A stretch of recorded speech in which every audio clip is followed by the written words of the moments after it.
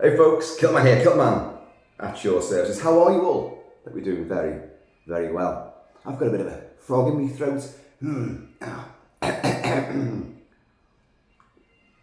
Yeah, excuse me. Oh dear. Obviously imbibed with too much of the old firewater lately. Anyway, folks, as you may have noticed that the videos I promised this week have yet to materialise. As usual, you know, stuff got in the way. You know, otherwise known as real life got in the way. Duh. Or really, maybe it was me that got in the way with my own innate, unique brand of fumbling stupidity. What am I on about? Well, Burns Night took place this week, January 25th. Yes, as some stupid person on TV who I happened to catch mentioned, oh, Robbie Burns, the greatest living Scot. The greatest living Scot. He died in 1796, I think it was, 97. A long time ago, regardless. I mean, if he was still walking around now, he'd look something like Woody Allen, I suppose. Well, that's nature good. But yeah, so we always celebrate Burns Night. The haggis, the neeps, the tatties, lots and lots of whiskey, lots of extra stuff, and I address the haggis, I have the claymore and the whole works. We invite some of the peasants from the fields in. They never leave. They'll never be seen again. They tasted quite nice, actually. You know. But, so that was the other night. But in her infinite wisdom, Mrs. Kilt-Man prepared early and bought haggis last week. But I said to her, that haggis isn't big enough.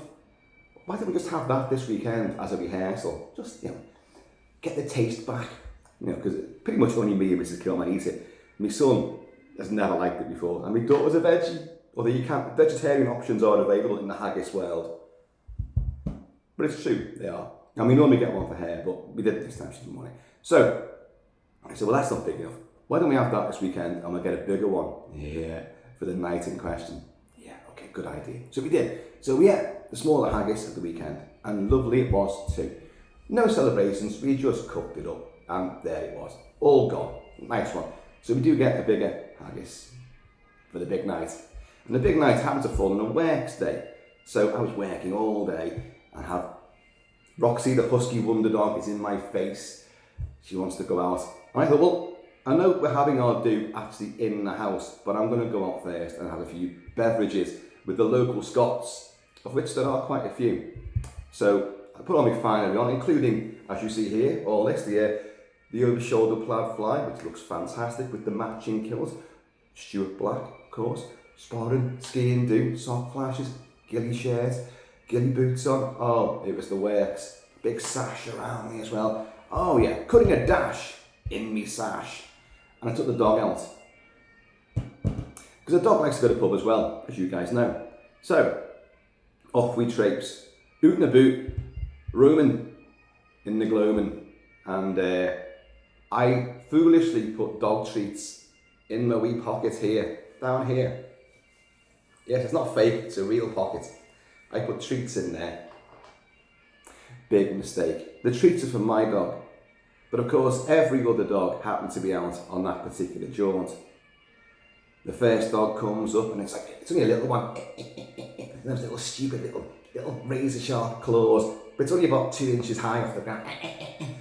Get lost, go on, sod off, go on. The next dog arrives, bigger. Oh, maybe he can smell treats in your pocket. Well, by the way, Kilt-Man, you're looking very, very fine today. Is it some special occasion? So, another dog approaches. Pretty soon, I'm like the Pied Piper at the canine well. There are dogs coming from far and wide. They're tapping lampposts. Kilt-Man's got treats. It's our turn now, because his dog's always licking our treats off our owners. Which is true. Roxy, it's almost the equivalent of highway robbery. She does it so politely though. She'll just see someone coming and she'll just run up and just sit in front of them. Look at me, good as gold, with that big husky smile and those lovely alert eyes and the little pert ears. Hello, look at me, I'm gorgeous. And they go, oh, your dog's so beautiful. Oh, have a treat. Of course, if one person does that, Roxy expects every person to do it. So it does it's tantamount to robbery that she inflicts on the local population, who all know her. So they all come out armed with treats, you know. So what goes around comes around. So Kilt-Man sadly bedecked in all his finery, is getting torn to shreds by all these bloody pooches. And my dog's looking on like, hang on a minute, aren't they my treats? So she's batting the small ones side to side, going under the big ones and flipping them over like some kind of American wrestling maneuver. It was carnage out there, carnage. It was like the clearances. So I was fuming by the time I got back. I didn't bother going to the pub with her. I said, sod that. I'm going to put her back in the house, boot up her little Siberian arse, slam the door shut, and I ran to the pub. My mate Tam wasn't there. Another Scotsman, Andy, was there, and he cooked up some haggis, so that was getting served out amongst their little circle of mates. But a little secret plate came over to me at the bar. Lovely. Put me in the mood. Oh, I take it you're doing all that again tonight? Yeah. Haggis is on. I've put it on. It's slowly steaming away there. Oh, it's going to be fantastic. Yeah, we've got loads of extras. And loads of whiskey in. It's going to be wonderful. I stayed. And I stayed some more. Just little bits of whiskey. Wasn't too late. No. Don't go thinking I stayed out all night. That's not the case at all. Then I hurried back. Right, should all be ready. Bring it out now. Carve it all up. Oh yeah, some more. But you can put anything on a haggis. Anything you want. We had all the neeps and tatties all mashed up. We had all of that there as well. We sliced it all up. It's all that crumbly anyway. But you can put a bit of... I put soy sauce on it. People go, what? You can put whatever you want. Soy sauce, brown sauce, barbecue sauce, red sauce, whatever. Doesn't matter. Hoisin sauce. Don't know. Wasabi. Don't know about that. But everyone's got their own tastes.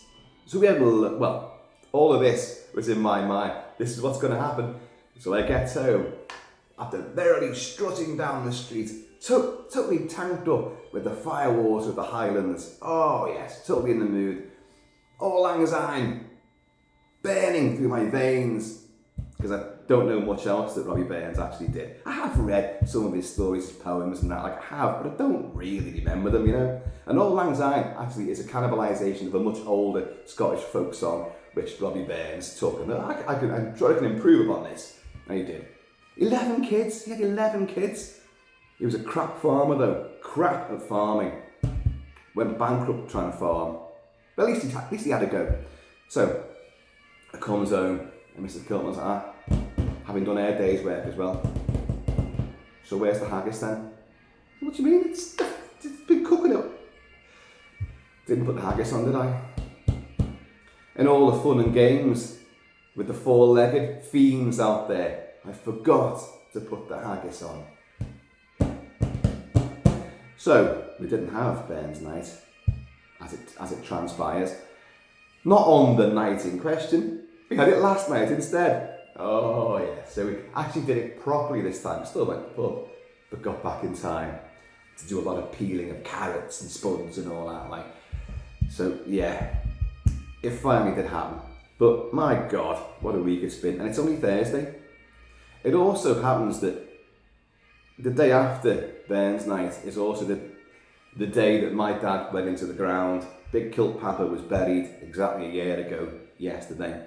So that was another little sort of, how are we going to commemorate that? Well, we kind of have already. Well, and we had Burns night last night, so that was the way that, you know, that's how that all panned out anyway. And the old man, he was an idiot anyway. He'd have forgotten the whole bloody thing regardless. And he's laughing his little tartan socks off right now up there. So, or whatever he went, who knows? He was a character, my old man. Anyway, folks, that is what happened this week, which is why you've not so far got a video on Mad Max Beyond Thunderdome or The Warriors. However, they are coming, but I'm not sure what order it's going to be. Mad Max, Warriors, Mad Max, I don't know. Anyway, folks, please, in the meantime, and this ever discordant, weird in-between time, the new conservatory, yeah, you may see some sort of perspiration on the outside of the double glazing, the NASA triple glazing that we've got here. It did apparently rain last night, but for all of 20 seconds, just like sweated. The clouds just sweated, just gently down here. I am still waiting the big storm. It's funny how 25 years worth of the old conservatory, which was a dilapidated disaster, was wrought havoc upon by storms almost every day. You know, I've filmed it, you've seen the videos, you've heard the commentary on it, and now we've got it. This has been for over a week, and I'm dying for a storm. I'm dying for rain, just something to test it out properly. Nothing, apart from that little bit of slight drizzle. Nothing, no wind, it's not even cold, it's just, and no downpours. Fucking hell. Something up there is having a right old laugh. I think it is my old man. My old man is pulling some strings there. Let's see how he gets out of this one. Yeah, well, they'll find out, won't we? Anyway, folks, I have been Little Shelby Kilt-Man, so please keep it kilted, keep it Celtic. Bears Night can be enjoyed any fucking time of the year. You can have haggis any time of the year. It doesn't really matter. Nothing matters. Nothing, I tell you. Well, what matters is it's breakfast time, and that is actually a cup of tea. Great cup though. Night of the Demon. Astrodine, my good friend, thank you so much for that. Steve 007 Smith, thank you so much for that. Cheers, y'all. And now I must go and give breakfast to the pipers and the drummers. I'm going to see you all later. God, I'm going to try and reach over the table now.